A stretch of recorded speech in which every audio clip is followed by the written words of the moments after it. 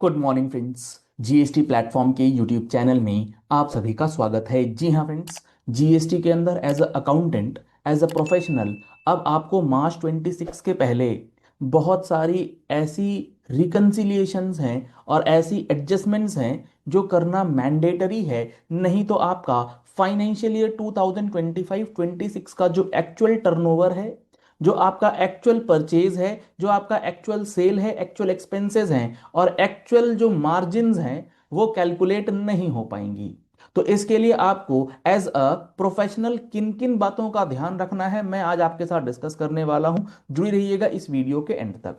सबसे पहले आप इस बात को समझिए कि फाइनेंशियल ईयर 2025-26 जो है वो अब एंड हो जाएगा 31 मार्च को।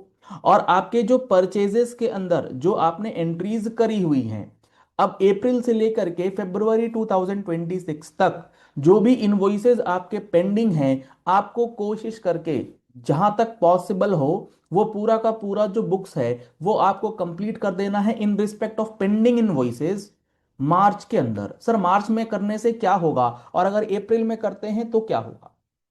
अगर आप उसको अप्रैल के अंदर बुक फॉर करेंगे, अकाउंट फॉर करेंगे, आप आईटीसी तो क्लेम कर लेंगे, दिक्कत नहीं है।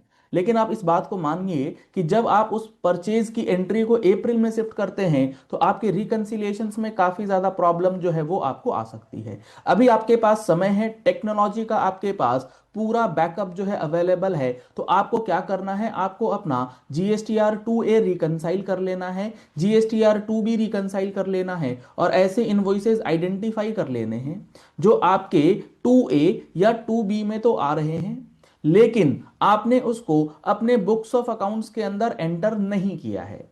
तो सर अगर GSTR 2B से हम लोगों ने आईटीसी लिया है तो क्या वो हमारे बुक्स ऑफ अकाउंट्स में ऑटोमेटिकली नहीं आ जाएगा? ऐसा कतई जरूरी नहीं है।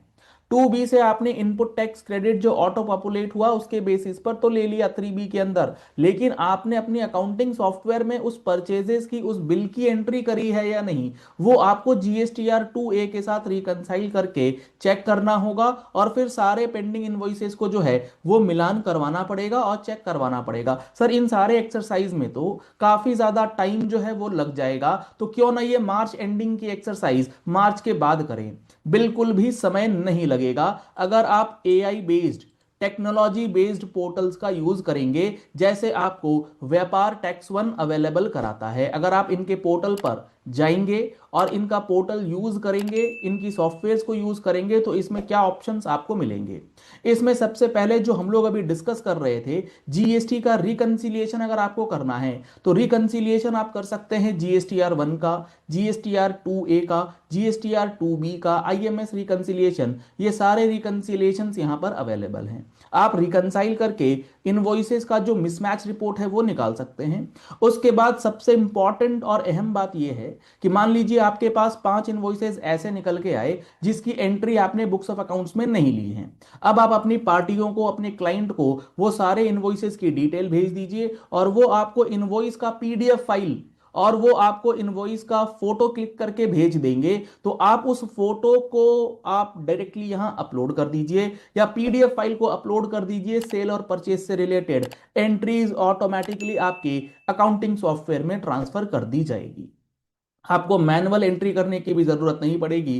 ट्रांजैक्शन जो है आप अपने PDF फाइल्स के जरिए, जो आपकी स्कैन्ड कॉपीज हैं, उसको यहां अपलोड कर सकते हैं, मैप कर सकते हैं डेटा, ट्रांजैक्शन सेव करके डायरेक्टली आप टैली के अंदर सिंक कर सकते हैं। आपकी एंट्रीज खुद ब खुद हो जाएंगी। सेल से रिलेटेड आप एंट्रीज करना चाहते हैं, इनवॉइसेस के बेसिस पे आप कर सकते हैं। बैंक इंपोर्ट पूरा जो है वो कंप्लीट यहां पर आप मैपिंग के साथ ऑटोमेटिकली इंपोर्ट कर पाएंगे। तो आप अगर इस सॉफ्टवेयर को यूज करना चाहते हैं, लिंक आपको वीडियो के डिस्क्रिप्शन बॉक्स में दिया गया है, आप उसका यूज कर सकते हैं और अपने अकाउंटिंग को पोस्ट रिकंसिलिएशन जो है बिल्कुल अपडेट कर सकते हैं। क्योंकि मार्च की रिटर्न जानी है 20 अप्रैल 2026 से, उससे पहले आपको ये सारा वर्किंग्स जो है वो करना जरूरी है।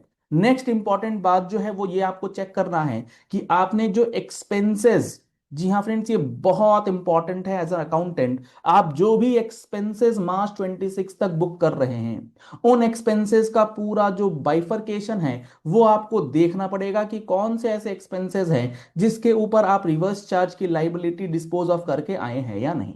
क्योंकि यहां पर हो क्या रहा है, डिपार्टमेंटल ऑडिट्स के अंदर या डिपार्टमेंटल स्क्रूटनीज के अंदर या डिपार्टमेंटल इन्वेस्टिगेशन के अंदर अब डिपार्टमेंट जो है ना आपके एक्सपेंसेस को बहुत बारीकी से चेक कर रहा है कि कौन कौन से ऐसे एक्सपेंसेस हैं जिसके ऊपर रिवर्स चार्ज लगा है, कौन कौन से ऐसे एक्सपेंसेस हैं जिनके ऊपर रिवर्स चार्ज का पेमेंट जो है वो नहीं किया गया है। तो ये दो सबसे मेजर इंपॉर्टेंट कंप्लायंसेस जो आपको मार्च 26 के अंदर करना है, वो आपको ध्यान से करना ही होगा। आपके पास और कोई दूसरा ऑप्शन फिलहाल नहीं है।